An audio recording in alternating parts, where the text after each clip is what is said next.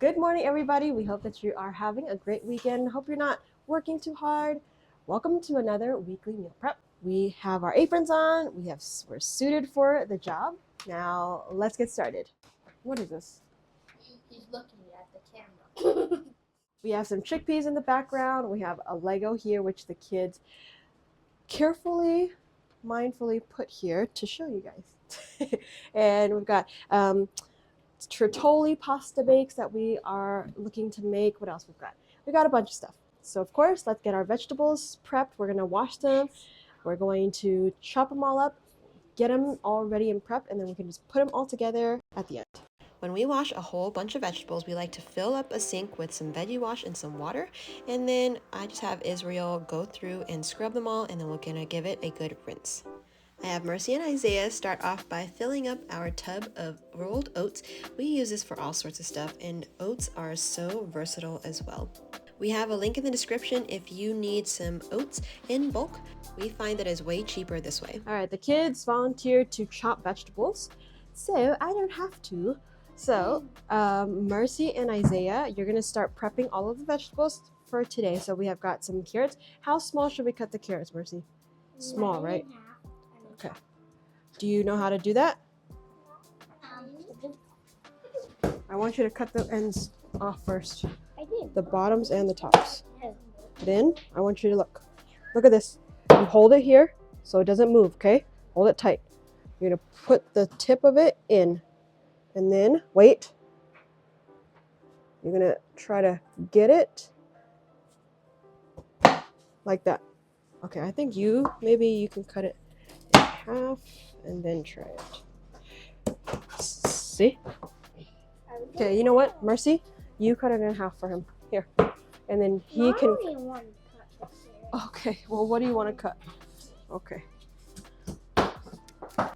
For those of you who have watched us sometime, you know that we love to teach our kids how to chop and use kitchen tools as early as about 4 or 5 years old. In our baking corner today, we have Israel that is going to help. That's going to help bake stuff.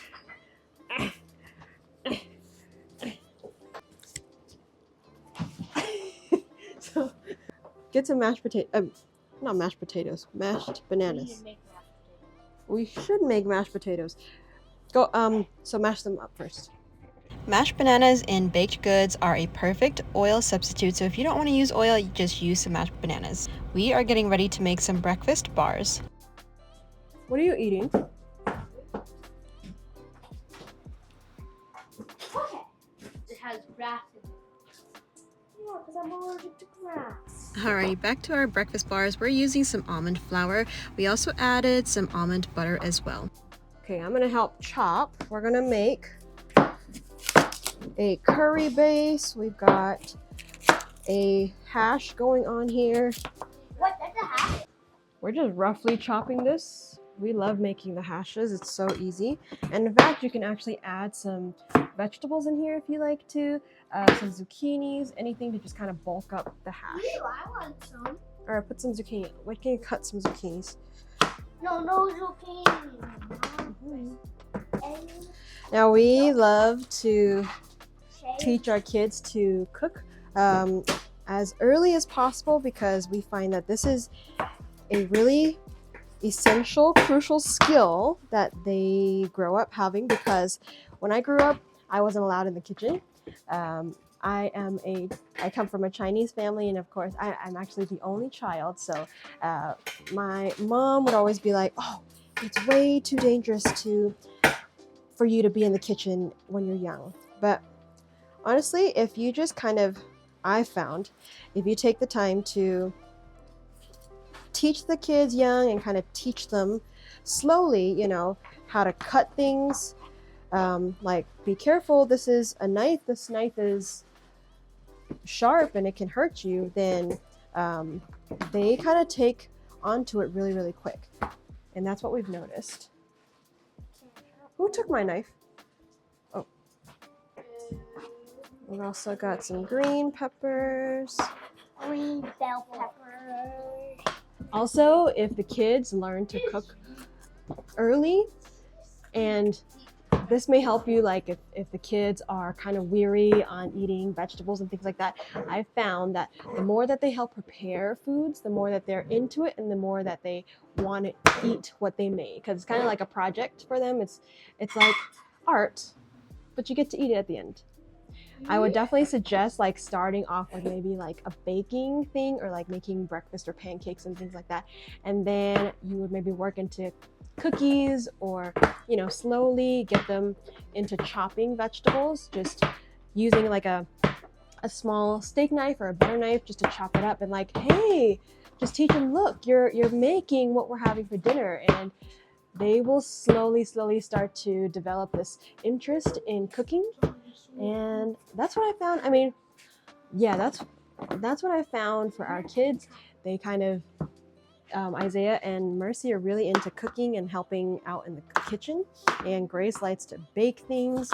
So it's a great way to just incorporate the kids prepping for anything, or for just making foods and make things that they enjoy. Right here we have some broccoli and cashews boiling, and we also have some chickpeas boiling in the background. The broccoli and cashews are going to be for a pasta sauce, and then here's the hash. I'm letting Grace season our vegetables, so we've just got some onion powder, Italian seasoning, smoked paprika, the usual suspects. She knows how much we love our seasoning, so of course we are pretty heavy-handed with this amount of vegetables. Once everything is mixed, we're going to put it in a hot oven at 425 degrees Fahrenheit, convection, and bake it for about 30 minutes or so. Now, Grace is working on the breakfast bars. You can see that this batter is a little bit sticky. We freehanded this. We didn't really measure anything. We just try to make it a really nice consistency, like a thick cookie batter type consistency. We're pressing it into a tray with parchment paper just to make sure it does not stick, and we're just going to put that in the oven to bake as well.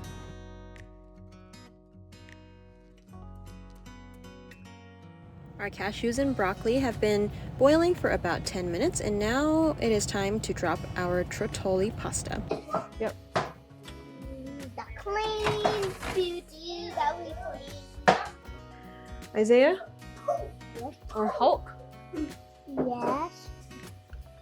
All right, so we just dropped down our pasta. We're gonna now blitz our sauce. It's gonna be really simple. It's basically like a broccoli Alfredo type.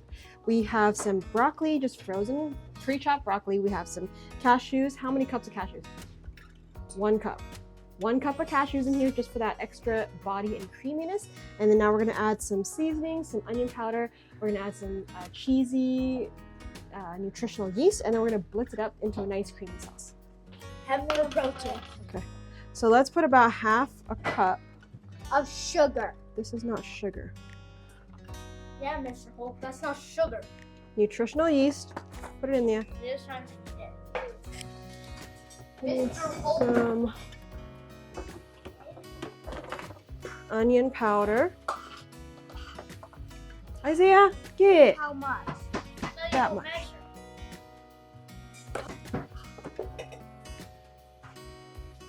Really? For some amino acids and some protein, we're going to add some hemp seeds. We like to buy this in bulk, of course. You know we love our hemp seeds. It's such an easy way to incorporate extra amino acids. So we're going to add about a cup, I'd say. We're not going to measure it, and this is going to thicken up the sauce a little bit too.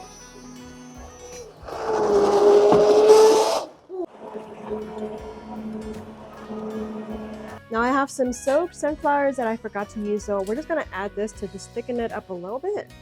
Why not? Okay.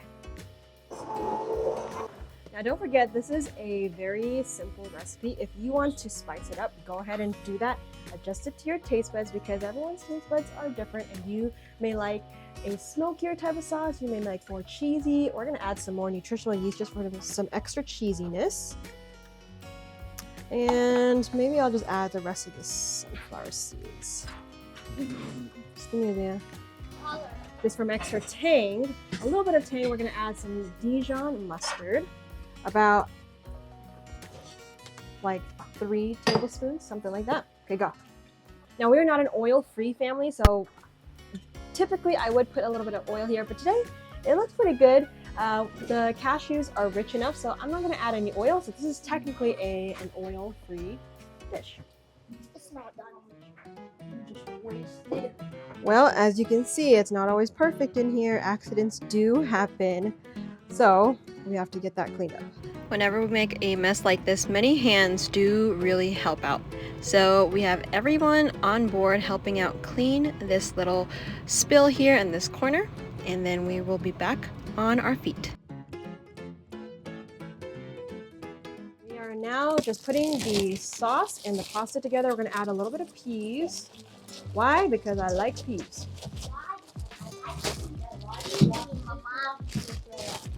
Why? Really? We've got some pasta water here just to sauce it. I like peas too. You can always use this sauce for something else later. Yeah. Right now we have this delicious trottoli pasta. They're kind of like little swirlies. We love this texture so much. In here. Okay. We're doing prep of this. Okay, now we're gonna. Why don't we eat You know what? I think we need to put all of the pasta, all of the sauce. Wait. Let's just. Why don't we eat all of it, Ma? Isaiah. This sauce was actually really good. The kids were fighting to eat this for lunch, but we are making this for prep. Here's the thing with prepped pasta. You want to make sure that you put it, put extra sauce in there, because if you don't, when you go warm it up or when you just put it in the fridge, it kind of gets a little bit dry. So you just want to make sure that you're extra saucing it, and it'll just turn out really delicious when you go and warm it up later on. Also, when you're doing this, you want to make sure you're cooking the pasta very al dente, because it's going to continue to cook in the sauce when you warm it up, or even when you put it in the sauce right now, mixing it.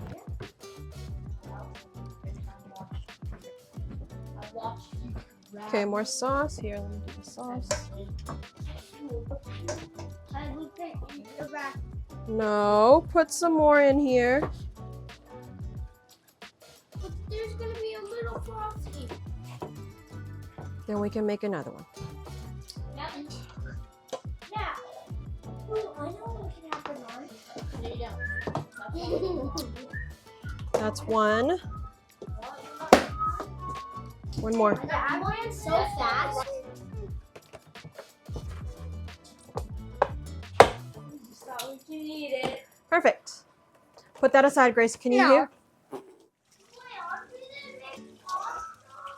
For lunch?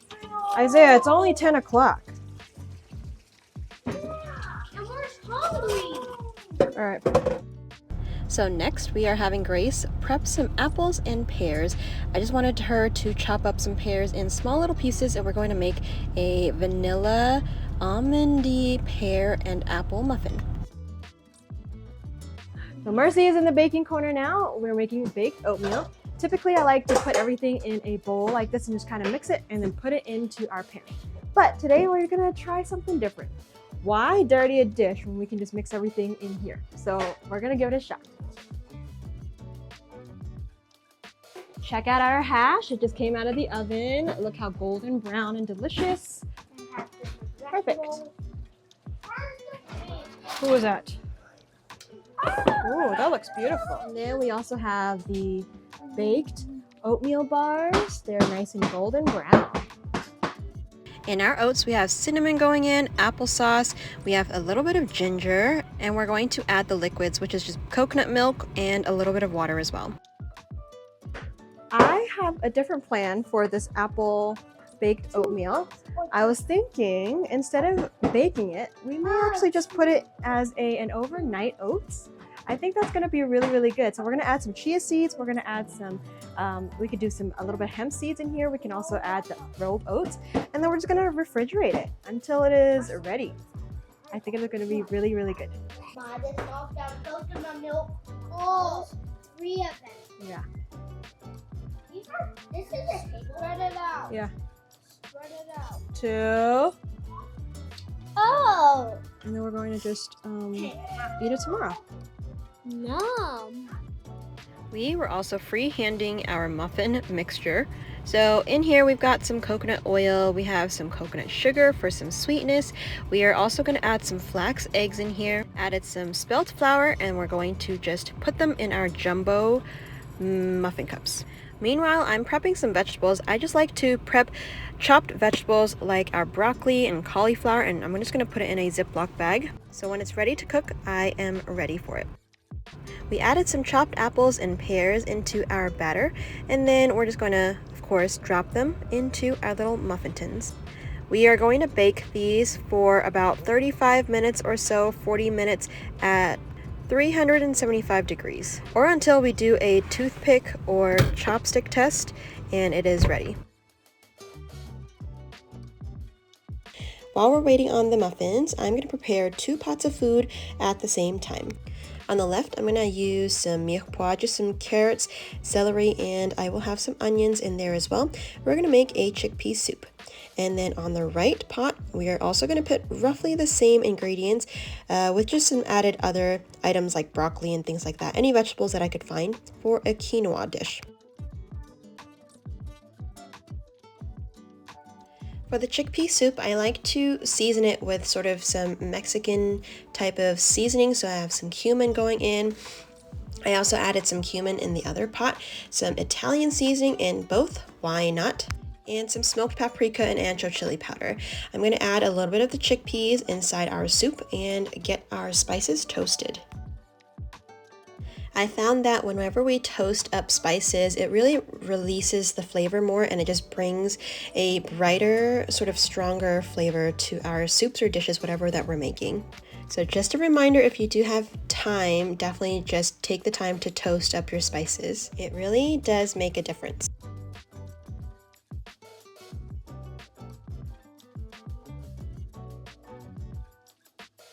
Whenever we are ready to make quinoa, we always soak the quinoa the day before.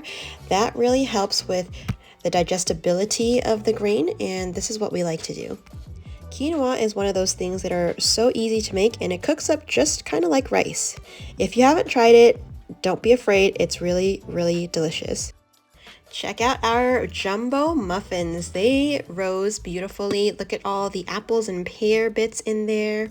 These turned out really, really well, and we were actually very surprised because we did sort of freehand them. We didn't have a recipe or anything, and they turned out beautiful. We're gonna do a chopstick test, and it looks like it is done. Likewise with the spices, we're going to toast up the quinoa just to make sure all of the spices and grain meld together. And then we're going to add just enough water in both of them. Obviously, we're going to add more water into the soup and then just a little bit of water in the quinoa, and we're going to season it up with some salt, of course. This is how much water I usually use for our quinoa. We're going to cook this for about 10-15 minutes, just simmer it. This will help the grains slowly absorb the water and puff up. Then we'll cover this quinoa for about 10-15 minutes as well. And we're just finishing the soup with some coconut milk.